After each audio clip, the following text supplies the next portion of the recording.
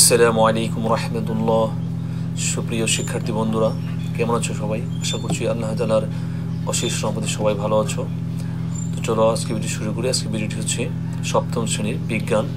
তোমাদের পার্ট 1 থেকে 2 পর্যন্ত দেওয়া হয়েছে। 1 থেকে 2 আলোচনা করেছি এর আগের পর্বে, তোমরা যারা দেখোনি দেখে নিবে। আর আজকে হচ্ছে পার্ট 3 ও 4। আজকের পার্ট 3 ও 4-এ ভাইরাস ও ব্যাকটেরিয়া সম্পর্কে আমরা বিস্তারিত জানব। তো দেখো এখানে কি বলা হয়েছে, ভাইরাস, ব্যাকটেরিয়া, রিকেটস, ছত্রাক, ব্যাকটেরিয়া, শৈবাল, প্রোটোজোয়া ইত্যাদি বিভিন্ন ধরনের অণুজীব আমাদের পরিবেশে ছড়িয়ে ছিটিয়ে আছে। তো এগুলি কি আমাদের নানাভাবে আমাদের পরিবেশের মধ্যে ছড়িয়ে আছে। এরা অধিকাংশই আমাদের উপকার করে। উপকার করে। তো কিছু কিছু অণুজীব আছে যারা আমাদের দেহে রোগ সৃষ্টি করে। ঠিক আছে, এবার আমরা কয়েকটি অণুজীব সম্পর্কে জানব। তো এই যেখানে দেখো ব্যাকটেরিওফাজ ভাইরাস একটা কণিকার ছবি এখানে দেওয়া আছে। তো ভাইরাস দেখো, ইলেকট্রন অণুবীক্ষণ যন্ত্র ছাড়া ভাইরাসদেরকে দেখা যায় না। এরা সরলতম গঠনের। ভাইরাসের দেহে কোষ প্রাচীর, প্লাজমা লেমা সংগঠিত নিউক্লিয়াস ইত্যাদি কিছুই নেই, তাই ভাইরাস দেহকে অকোষীয় বলা হয়।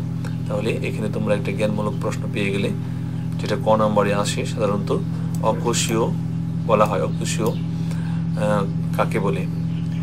এরা শুধু আমিষ আবরণ ও নিউক্লিক অ্যাসিড ডিএনএ বা আরএনএ নিয়ে গঠিত। এদের আমিষ আবরণ থেকে নিউক্লিক অ্যাসিড বের হয়ে গেলে এরা জীবনের সকল লক্ষণ হারিয়ে ফেলে। তবে অন্য জীবদেহে যেই মাত্র আমিষ আবরণ ও নিউক্লিক অ্যাসিডকে একত্র হয়, তখনই এরা জীবনের সকল লক্ষণ ফিরে পায়। অর্থাৎ জীবিত জীবদেহে ছাড়া জীবদেহের বাইরে এরা জীবনের কোনো লক্ষণ দেখায় না। এই কারণে ভাইরাস প্রকৃত পরজীবী। তাহলে ভাইরাস এটা কি? প্রকৃত পরজীবী। ভাইরাসদের মধ্যে ব্যাকটেরিওফাজ ভাইরাস একটি পরিচিত ভাইরাস।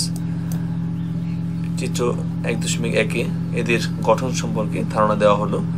দেখো চিত্রটা, এই যে এদের গঠন সম্পর্কে এখানে ধারণা দেওয়া হয়েছে যে ডিএনএ, এটা হচ্ছে কি ডিএনএ, যে পেঁচানো যেটা, এটা হচ্ছে ডিএনএ। আর এই প্রোটিন, এটা হচ্ছে মাথা, এটা হচ্ছে প্রোটিন। ঠিক আছে, তারপর এটা হচ্ছে কি লেজ, তারপর এটা কি স্পর্শক তন্তু, যেটা হচ্ছে কি স্পর্শক তন্তু। তো এখানে এর বর্ণনা গঠন দেওয়া। তারপরে দেখো দণ্ডাকার, ব্যাঙাচির ন্যায় ও পাউরুটির ন্যায় হতে পারে, গোলাকারও হতে পারে, দণ্ডাকার হতে পারে, ব্যাঙাচির মনে পাউরুটি হতে পারে। ভাইরাস মানবদেহে বসন্ত, হাম, সর্দি, ইনফ্লুয়েঞ্জা ইত্যাদি রোগ সৃষ্টি করে। ভাইরাস কি কি রোগ সৃষ্টি করে? সাধারণত বসন্ত, হাম, সর্দি, ইনফ্লুয়েঞ্জা ইত্যাদি রোগ সৃষ্টি করে। বসন্ত, হাম, সর্দি ইত্যাদি বায়ু প্রবাহিত রোগ। এটা বাতাসের মাধ্যমে, এই বসন্ত রোগ, হাম, সর্দি এটা বাতাসের মাধ্যমে কি ছড়ায়। ধানের টুংরু ও তামাকের মোজাইক রোগ ভাইরাসের কারণে হয়। তারপর দেখো ভাইরাসের উপকারিতা। বিভিন্ন রোগ যেমন বসন্ত, পোলিও, প্লেগের টিকা ভাইরাস থেকে তৈরি হয়। জিন প্রকৌশলে ভাইরাস ব্যবহৃত হয়। এই যে দেখো, জিন প্রকৌশলে ভাইরাস ব্যবহৃত হয়। কিছু ব্যাকটেরিয়াজনিত রোগ থেকে পরোক্ষভাবে রক্ষা করে। ভাইরাসের উপকারিতা। মানবদেহে কোভিড-19, বসন্ত, হাম, জলাতঙ্ক, এইডস ইত্যাদি প্রভৃতি রোগ সৃষ্টি করে। উদ্ভিদের বিভিন্ন রোগ যেমন তামাকের মোজাইক রোগ, ধানের টুংরু রোগ ইত্যাদি সৃষ্টি করে। আর ব্যাকটেরিয়ার কিছু কথা আমরা পূর্বে জেনেছি, এবার একটু বিস্তারিত জানবো। ব্যাকটেরিয়া হলো আদি নিউক্লিয়াস যুক্ত, অসবুজ, তারপরে এককোষী, অণুবীক্ষণ জীব। এগুলো হচ্ছে কি ব্যাকটেরিয়ার বৈশিষ্ট্য। ব্যাকটেরিয়া কেমন? এটা হচ্ছে আদি নিউক্লিয়াস যুক্ত, অসবুজ, এককোষী এবং অণুবীক্ষণিক জীব। বিজ্ঞানী অ্যান্টনি ফন লিউয়েনহুক সর্বপ্রথম ব্যাকটেরিয়া দেখতে পান। এটা তোমাদের একটা প্রশ্ন হতে পারে যে কে সর্বপ্রথম ব্যাকটেরিয়া দেখতে পারেন? এটা হচ্ছে বিজ্ঞানী অ্যান্টনি ফন লিউয়েনহুক। তারপর দেখো ব্যাকটেরিয়া কোষ গোলাকার, দণ্ডাকার, কমাকার, পেঁচানো ইত্যাদি নানা ধরনের হতে পারে। তো ব্যাকটেরিয়ার বৈশিষ্ট্য হচ্ছে এটা কি ধরনের হয়, গোলাকার হয়, দণ্ডাকার হয়, কমার মতো হয়, পেঁচানো এই যেরকম কমার মতো হয়, ঠিক আছে এরকম। তারপর দেখো পেঁচানো ইত্যাদি নানা ধরনের হতে পারে। দেহের আকার আকৃতির ভিত্তিতে একে নিম্ন রূপে শ্রেণীবদ্ধ করা হয়। যেমন এখানে দেখো কক্কাস, চিত্র 1.2 দেখো, এই যে এটা হচ্ছে কক্কাসের চিত্র, এই চিত্রটা হচ্ছে কক্কাসের চিত্র, এরকম পেঁচানো থাকে। তারপর দেখো কোনো ব্যাকটেরিয়া কোষের আকৃতি গোলাকার, কোনো ব্যাকটেরিয়ার কোষের আকৃতি কেমন, গোলাকার। এরা কক্কাস ব্যাকটেরিয়া। এরা এককভাবে দলবেঁধে থাকতে পারে, যেমন নিউমোনিয়া রোগ সৃষ্টিকারী ব্যাকটেরিয়া। তাহলে নিউমোনিয়া রোগটা কিসের দ্বারা হয়, ব্যাকটেরিয়ার দ্বারা হয়। তারপর দেখো খ নম্বরে বেসিলাস, দেখতে লম্বা দণ্ডের ন্যায়, ধনুষ্টাঙ্কার, রক্তামাশা ইত্যাদি রোগ সৃষ্টি করে। তাহলে এই যে বেসিলাসের চিত্রটা দেখো, এটা হচ্ছে বেসিলাসের চিত্র। এরা এই ধনুষ্টাঙ্কার রোগ, রক্তামাশা রোগ ইত্যাদি সৃষ্টি করে। তারপর দেখো কমা, চিত্র 1.4, এই যে দেখো কমার মতো দেখা যায়, যে এটা হচ্ছে এরা বাঁকা দণ্ডের ন্যায় আকৃতির ব্যাকটেরিয়ার। মানুষের কলেরা রোগের ব্যাকটেরিয়া ধরনের, যেমন কলেরা রোগ হয় ব্যাকটেরিয়ার কারণে, এই দেখো এই যে চিত্রটা এরকম।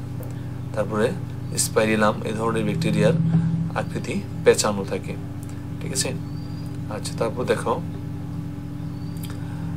স্পাইরিলাম এই ধরনের ব্যাকটেরিয়ার আকৃতি কি কেমন, পেঁচানো। তারপর তো ব্যাকটেরিয়ার উপকারিতা, ব্যাকটেরিয়ার উপকারিতা এটা হচ্ছে মৃত জীব দেহ ও আবর্জনা পচাতে সাহায্য করে। একমাত্র ব্যাকটেরিয়াই প্রকৃতি থেকে সরাসরি মাটিতে নাইট্রোজেন সংবন্ধন করে। তারপর দেখো পাট থেকে আঁশ ছাড়াতে ব্যাকটেরিয়া সাহায্য করে। দই তৈরি করতেও ব্যাকটেরিয়ার সাহায্য নিতে হয়।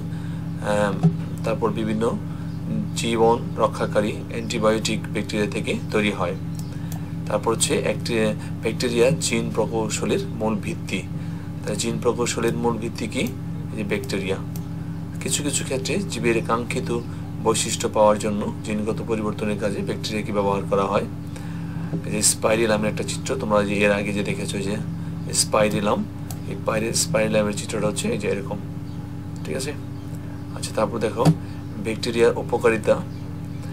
এবার আমরা অপকারিতা জানবো। ব্যাকটেরিয়া মানবদেহে যক্ষ্মা, কলেরা, টাইফয়েড, আমাশয় প্রভৃতি রোগ সৃষ্টি করে। এরা খাদ্যদ্রব্য, ফলমূলের পচন ঘটায়। উদ্ভিদে বিভিন্ন রোগ, যেমন ধানের লিফ ব্লাইট, টমেটোর ক্যাঙ্কার ইত্যাদি ঘটায়। তো আশা করি বুঝতে পেরেছো। এখানে তোমাদের পরীক্ষায় ব্যাকটেরিয়ার অপকারিতা, তারপর ব্যাকটেরিয়ার উপকারিতা সম্পর্কে আসতে পারে।